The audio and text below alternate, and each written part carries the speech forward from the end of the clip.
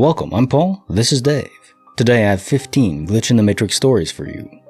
What if forever lasts but 1 minute? Case file number 2210, written by Cherry Nyquil, Severe. The 1 minute eternity. At my university, psychology classes require students to participate in psychology studies and experiments for a portion of our grade. On the website we use to sign up for these studies, each study shows where it's located, how long it will take, and how many credits it'll count for. The particular study I signed up for was an hour long, but reasonably so, as was counted for a lot of credits. It clearly stated that it would start at 4 p.m. and take an hour to complete, ending around 5 p.m. The day of the study, I had a lot of trouble finding and navigating the building it was in. It felt like I had entered the Twilight Zone. When I finally found the lab room, I waited outside on my phone until it was 4 p.m. on the dot. I walked inside, and they asked me to leave all my belongings with them. I sat in a small room with a computer analyzing hundreds of faces.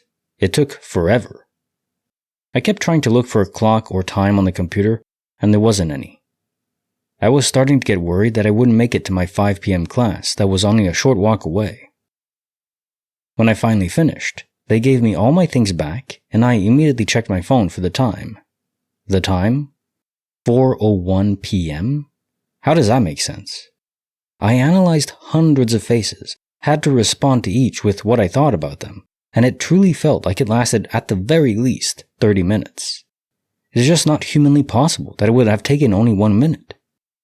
Even just sitting down and getting myself situated on the computer would take at least 1 minute.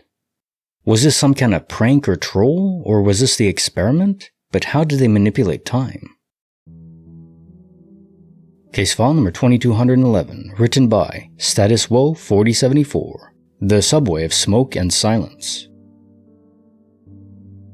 I worked at a subway in a city center in England for 5 to 6 months from about September 2006. I was in my early 20s. I worked as many hours as I could and was usually the last person there. It was relatively late, dark out, and I was cleaning up before leaving. There were usually 2 of us in the store to close, but the guy I was working with was new and more of a hindrance than a help. And I wanted to get home quickly, so I suggested he go home to get him out from under my feet. He left. The store was part of a plaza under a tower block with shops around the bottom, and the multi-story car park, so the front entrance of my store opened into the street. But the back door opened into an inside area, with a corridor that all the other shops on the plaza opened into. So a corridor with the back doors of 5 or 6 businesses, of which mine was approximately in the middle, and then at the end was a loading bay with a big shutter door to the outside, a side street, for deliveries. I was on my own, not far off closing, when the fire alarms went off, deafening. There was no fire in the store, so I went to the back and looked out the door into the corridor. It was full of smoke. I remember not being able to see more than a foot or 2 in front of my face, but I don't remember the smell of smoke. I wasn't about to go investigate, so I shut the door and phoned 999. I remember speaking to the emergency services, because they kept asking if I'd seen the fire and where exactly it was. And I kept saying I didn't know, but the alarms were going off, and there was smoke, which to me indicated there was probably a fire somewhere. I can't remember how that call ended, but I do remember a fire engine passing along the road out in front. Nobody came to check, and I wasn't about to stick around on my own to see if there was a fire. So I was about to leave when the alarms stopped. Silence. I went to the back door, looked into the corridor, and the smoke was gone, and I mean completely gone. Nothing, not even a light mist, and as I mentioned, no smell that I can remember. As far as I recall, I locked up, went home, and weirdly don't remember talking about it to anyone. Obviously we had the internet then, but it was before smartphones and before constant communication. If it happened now, there'd be photos in the group chat instantly. It's like I just thought, that was weird, and then forgot about it. I've mentioned it to a few friends over the years, and they joked that that subway burnt down in another dimension, or that I died in a fire in another timeline. I don't recall talking to anyone at work about it. All of it puzzled me, particularly as the fire service knew I'd called from inside the building, but nobody bothered to check if I was okay. Incidentally, 4 of the 6 jobs I've had as an adult have been on the same street where this happened, including the job I have now, which is maybe 75 meters along the road. I was reminded of this recently, with a photo of a UK supermarket full of smoke and fog. One of the commenters said they were a refrigeration engineer, and that they'd guess it was some sort of coolant gas leak, which would explain why I don't remember smelling smoke. And I think that's the thing you'd remember most from a fire. And it's possible that there was a damaged fridge or freezer somewhere in the building, but I don't know if that would set off a fire alarm, or totally dissipate in such a short time. It's just something I've never had a definitive explanation for. Pretty skeptical, so I guess I always assumed there must be an explanation, but it was weird.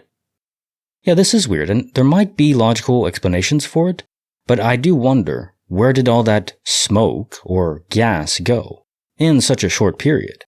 I don't even know. If you call 911 or 999, and the emergency service come and deal with the problem, do they call you back, inform you of what the problem was? It seems in your story there was no sense of emergency, so, I'm not sure. Maybe it was smoke from a different universe. Case file number 2212, written by Caterpillars69. Double the bars, double the mystery. So yesterday morning, I took my lunchbox out of my backpack. I opened the lunchbox. There was nothing inside of it. So I put 2 granola bars inside it that I got from my stash of granola bars on my desk. I then get in the shower and get dressed. Then I go to the kitchen. In the kitchen, I grab a banana, then go to my back room where my lunchbox is. I open the lunchbox, and the 2 granola bars I put in there a couple minutes ago are gone. My lunchbox is not very big and only has 2 compartments, one big and one small, and I put the 2 granola bars from earlier in the big compartment. This really confused me because I knew I put 2 granola bars in there earlier, but I had to leave for work, so I didn't think too much on it. So I put the banana in the lunchbox and grabbed 2 new granola bars from the start and put it in my lunchbox alongside my banana. Then I get into my car and drive to work. At work, I put my lunchbox away. Where I work by myself, so I know for a fact that no one is messing with my lunchbox. I work until lunchtime, then I grab my lunchbox. I open it, and there are now 4 granola bars with my banana. I'm so shocked and in disbelief. How is this even possible? I know for a fact the first 2 granola bars disappeared. I live with 2 other people, but I know they are not going into my room and stealing my granola bars.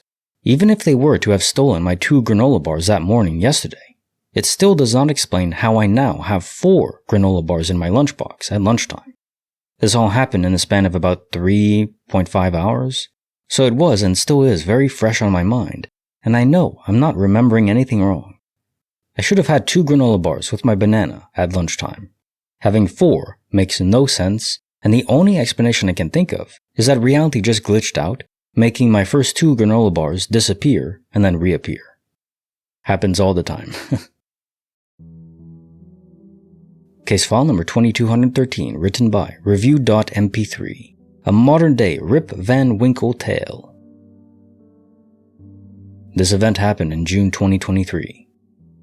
I used to have an office set up in my bedroom and was doing some work late at night on the computer.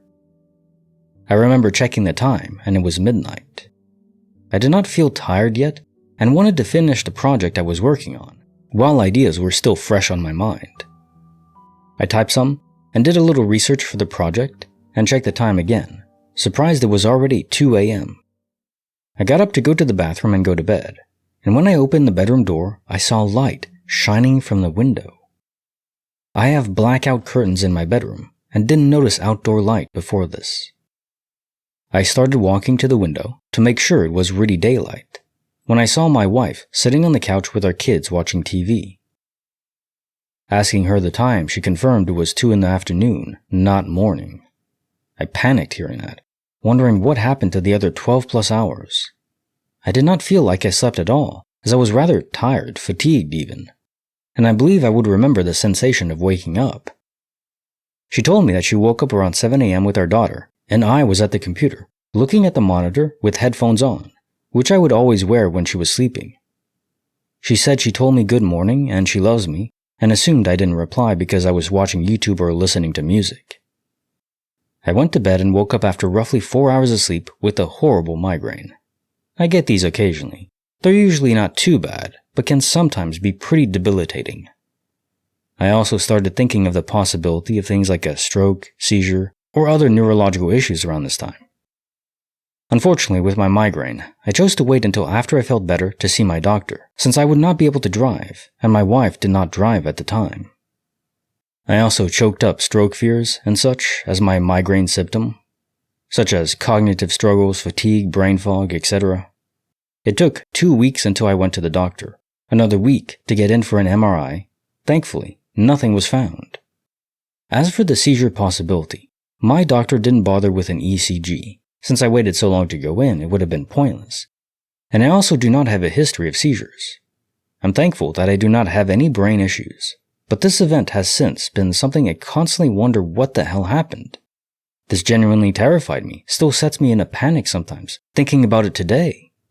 It's a really unsettling sensation to not notice so much time pass or even feel it physically, despite possibly the tiredness and some fatigue. But that to me would have also been normal for staying up until 2 a.m. Some extra notes. I am in my early 30s. I've had bad migraines since childhood and never had time loss, besides maybe forgetting a boring drive to work when I arrived. I have not ruled out the possibility of a seizure. Frontal lobe seizures I've learned can be tricky to detect, since those with them do not remember having one, and they can sometimes create large gaps in memory loss leading up to the seizure. However, I have no internet history for the entire time period I lost, and had only YouTube and Google Docs open in tabs at the time. Nothing new was typed on my project either. I vape nicotine, but do not drink or consume any other substances. So I was leaning more 60-40 towards this being a medical issue until the last line, or last few lines where you say, there was nothing new typed, nothing new opened.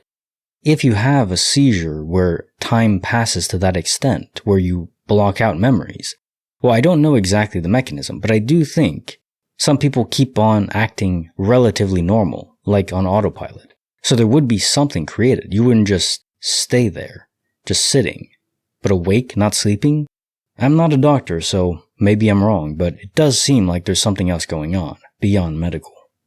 Case file number 2214, written by Unusual Bet 2125, Lights, Cops, and Revelations. I work overnight at a hotel. If you do a job like this long enough, you are bound to see or hear something strange. One night I was in the dining area, beyond the front desk, chatting with my coworker. We were the only employees on property. It was around 3 a.m. and everyone was asleep. In the course of our conversation, we started talking about the Bible. I mentioned the book of Revelation and asked if she had read it.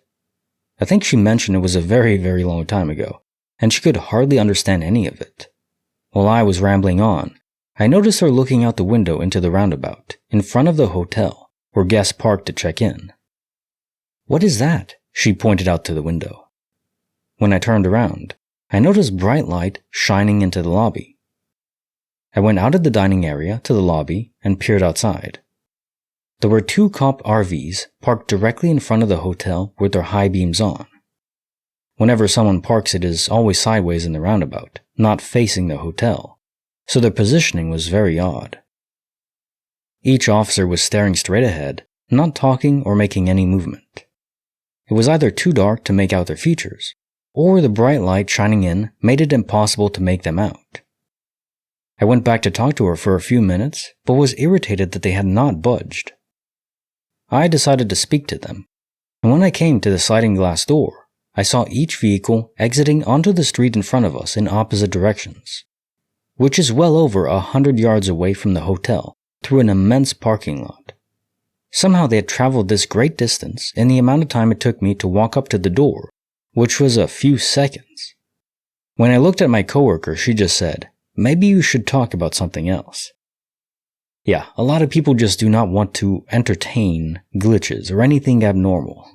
They can't handle it. You can't handle the truth. Case file number 2215, written by Leah Hissam. The Dark Secret at SeaWorld. This happened at SeaWorld. For context, in case you're unfamiliar with the locker system at SeaWorld, the park has lockers you can rent to store your belongings while on various rides, and you create a 4-digit code to open your assigned locker number that is printed on your receipt, so that only you should be able to reopen the locker assigned to you once you're done riding. It's worth noting, these lockers are not otherwise accessible by park guests or employees, since they remain locked even when unassigned, and can only be opened from the front using your code until the rental expires. Also, if you rent a transferable locker pass for the entire day, like we did, you can press a button to end the rental on the locker you just finished using, so you can transfer your rental to another locker for the next ride. After riding many rides throughout the day using different lockers, and ending the night with one of our favorite rides called Pipeline, we gathered all of our belongings from the locker, at least we thought, before exiting the park and walking halfway through the parking lot, when my husband suddenly realized he didn't have his phone with him. Even though we had been diligent about not leaving anything behind in lockers all day, we thought since it was dark and we were tired, it must have accidentally been left in the locker we last used. So we ran back to the park entrance and returned to the pipeline as fast as we could. Here's where reality seemed to glitch. We opened the locker, but to our dismay and slight panic, it was empty. We both swept our hands all around the inside of the locker and didn't feel anything. So I turned on my phone's flashlight, illuminating the inside of the black metal locker entirely, but could see nothing except for the same white sticker that is in each locker, which was fully visible. We shut the locker door and I immediately called his phone, although it was on vibrate, in case it was in his backpack or pockets without us realizing. But he felt nothing, and we heard nothing vibrating from inside the locker, even though it seemed clear after our first check that it wasn't inside. We opened the locker a second time and did the same checks as before, sweeping our hands, shining my flashlight, calling his phone, just to make sure we weren't somehow mistaken the first time, but it was still empty. We briefly discussed going to look for his phone in the locker for the ride we did right before Pipeline, which was a ride called Kraken that was practically on the other side of the park. When it occurred to my husband, he had already ended the locker rental at Kraken, and the only way we could reopen it without help from park security would be to randomly be reassigned the same locker number as before. We were still standing in front of our locker at Pipeline when my increasingly panicked husband decided to open it for a third time, despite us logically knowing there was no way his phone could be inside. But to both of our disbelief, there it was. His phone was lying face down and sideways at the front of the locker, almost directly on top of the white sticker that was now mostly covered by his phone. Yet the sticker had been fully visible right before both times we had checked with my flashlight, and we had both physically felt and seen every square inch inside the locker, the first 2 times we checked. We left the park feeling completely perplexed. Yeah, I can imagine, and really, there is no explanation for this, besides the universe just didn't render the phone. That's it. The sticker is complete evidence of that, and of course feeling inside of it. What else could it be? I can't think of anything. Case file number 2216, written by It's Me, Jesse and Derry. Pants, Pockets, and Gravity. I drove to work and went into my building, locking my car and putting my keys in my bag, as I do every morning. When it came time to leave, I realized I couldn't find my keys. I turned my bag inside out, searched my workspace, looked in bathrooms and common areas, checked my pockets, my desk, my chair, literally everywhere. I couldn't find anything, and my car was locked, so I knew my keys weren't in the car. Finally, I just gave up, got a ride home, and brought back my spare keys. Months later, I go to sit at my desk and I hear something fall on the floor and hit my foot. When I look down, it's my missing keys. It has been an entire summer, and I had moved workspaces, so I was now upstairs. I thought maybe the keys might have gotten caught somewhere in my desk and fell out, but my desk and chair and everything was completely moved. Surely if they were stuck, they would have fallen out during the move. The only similar thing was that I was wearing the same pants I wore on the day that I lost my keys, except I literally turned my pockets inside out. I had a friend pat me down. It had been months. I'd washed those pants at least 10 times. Keys still worked perfectly fine. Still have no idea what really happened to my keys, but I truly think it was a glitch. Case file number 2217, written by I Want to Lick Ellie. Okay. The Reversed Family. Today, on my way to work out around 6 p.m., during my time, I encountered a small family consisting of a father and 2 children, a teenage daughter and a son who seems to be in middle school. Twice. I distinctly remember their profile since, it being New Year's Eve, there's very few pedestrians around and the father has some notable facial features. I commute to the area via train, and my first encounter with this family was very close to the station, where they were going the opposite direction of where I'm going. So towards the train station as opposed to me who's walking away from there. Imagine my surprise when I encountered them again, halfway through my journey, at the opposite side of a crossroad, still walking the opposite direction of where I'm going.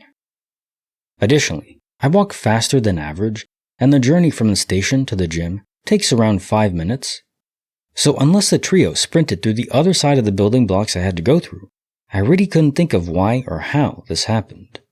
Did they take a car, drove a few hundred meters away from the station only to then get out and travel by foot towards the station again? Guess I'm not sleeping tonight. Case file number 2218, written by Megster333, The Cobain Conundrum. This happened about a year ago, when I was still living at college. For background, I'm a huge sweater person, and they're essentially all I wear. I think in early high school, late middle school, I had thrifted what I call my Kurt Cobain sweater. This sweater was thin, brown, and looked like something Kurt Cobain would wear. I love this sweater, and even after high school, I never stopped wearing it. Basically, one weekend, I'm doing my weekly load of laundry. I had worn the sweater that week, and I remember the sweater looking normal. It essentially had this large tear in the shoulder, since it had been worn for so long. I actually liked the tear as it felt more Kurt Cobain-like. Anyways, I did my weekly laundry like always, pulled everything out of the dryer into my hamper, and went to my room to put everything away. As I'm hanging everything up, I noticed something. My Kurt Cobain sweater had been stitched up on the shoulder. The thing is, I obviously did not stitch it up. What's weird is the sewing job was very poor, like it looked like a job that I would do since I'm pretty poor at sewing. My roommate at the time was basically a seamstress, so I asked her, "Hey, weird question, but did you stitch up my sweater?" She was obviously very confused by this and responded by, "Girl, what? No." I knew she was being genuine. As if she had stitched it up. That would mean that she dug through my dirty laundry, found the sweater, stitched it up super lazily, worse than her normal sewing abilities. What's even weirder is that I was going to attach a picture of what the sweater looks like now, with the tear sewed, to this post. However, I literally cannot find the sweater. This is so strange, as I wear this sweater all the time and would never get rid of it. Did I, in another timeline, sew up my sweater, and why can I not find it? Case file number 2219, written by OKBack 1972, Agent Smith at the bakery. So my sister and I went to get something from the bakery. She was looking around and I was waiting for her to choose something. That's when I noticed a man by the door of the bakery. He was inside, but was standing by the door. He looked about 6 feet tall. He was wearing a simple black t-shirt and black jeans. He also had sunglasses on. He stood out to me because of the sunglasses, and I also thought they looked outdated. Basically something that you would see every guy wearing in the early 2000s. So I assumed he was probably a middle-aged man with no sense of fashion. After we bought what we wanted, we were about to leave when he started walking further into the store. He slightly bumped into my shoulder when he passed by, like our bodies just touched, so I know he's real. I just brushed that off and walked out. We were walking for just a little bit, like it hasn't even been a minute yet, and I noticed someone not too far away from where we were. It caught my eye because he seemed to have a similar build as the guy I just saw before, and even was wearing a simple black tee and black jeans, but no sunglasses. I thought it was a weird coincidence because there was absolutely no way it was the same man. That's when I blinked and he was gone, like no trace at all, just vanished into thin air. He couldn't have possibly quickly turned around the corner or something, because it was still far and it's impossible to reach it that fast. But I still checked quickly around the corner and there was nobody. I asked my sister if she saw him, but unfortunately she wasn't paying attention. It almost feels like a dream, but I'm positive I wasn't imagining things, because I could almost see his facial features from that distance, and I'm sure he's real. But again, that makes it impossible. So a very, very vivid hallucination is the only explanation I have, but it still makes me feel uneasy. Kinda weird and funny at the same time. But first thing I thought when I saw him at the bakery was that he looks like Agent Smith from The Matrix. Just an agent checking in. Case file number 2220, written by Salem 111. The Room That Eats Things. The first object to go missing was a single shoe. Me and my friends were deep cleaning my room, and my shoe disappeared. We checked all the trash bags, the donation box under my dresser, and all throughout my closet, and it was nowhere to be found. I kept the other one for months to see if it showed up, and it never did. I didn't really think twice about it. This other one freaked me out a little more. I was on my bed with my boyfriend, opening packages using a pocket knife. I set it down to look through the box, and when I went to pick it back up, it was gone. We checked all of the empty boxes, the trash, under my comforter, under my pillows, and even moved my bed from the wall. Still, we never found it, and it has always left me unsettled. I didn't start to connect these things until recently. Another item disappeared. I was packing to go home for the holidays, and my doorstop went missing. Again, I checked all throughout my closet, behind everything on my floor, under my dresser, behind my organizer, and it's nowhere. I ended up ordering a new one, but then I stopped to think about how these things kept happening. I feel like I'm going crazy. These have all happened over a year. How are my things that aren't very small, mind you, just disappearing into thin air? Where have they gone? None of them have turned up. Case file number 2221, written by Schloink Doink. From Meow to Wow, a perfect paradox. Okay, so something to know is my tenant cannot get downstairs and past my bathroom without me hearing her. My front door is a sliding glass one and is very loud, and you can't just open it and shut it. It slides open and slides shut.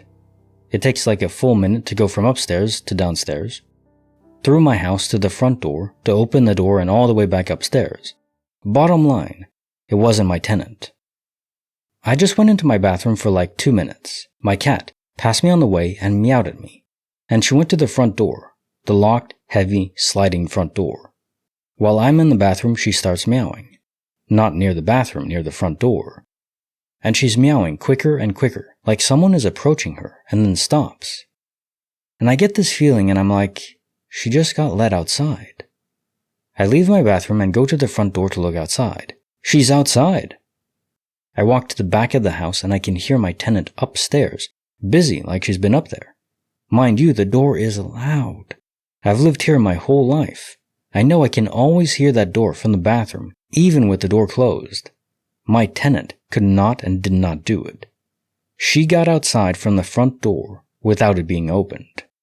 Cats come with the different rule set. We all know that. Case file number 2222, written by Thunder Book. Christmas Magic, from Purse to Bed. On Christmas Day, I was about to head to a relative's house. At the last minute, I saw my wireless earphones on my bedroom nightstand and decided to grab them.